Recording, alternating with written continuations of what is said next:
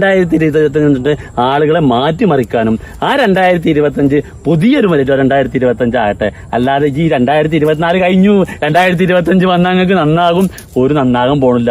സാറിന്റെ വാക്കുകളും സാറിന്റെ വീഡിയോ ഒക്കെ പോയിക്കാണ്ട് ഒന്നെടുത്ത് കാണും. മനസ്സിലായ എനിക്ക്? മനസ്സിലായി. അപ്പൊ 2025 നല്ലൊരു 25 ആവട്ടെ.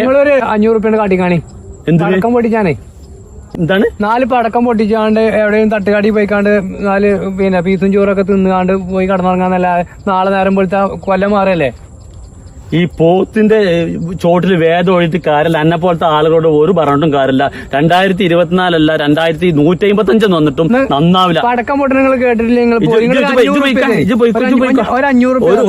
നന്നാവില്ല. നാട് നന്നാവും എനിക്ക് ഒരു പ്രതീക്ഷയില്ല. അപ്പൊ എല്ലാവർക്കും ഹാപ്പി ന്യൂ ഇയർ.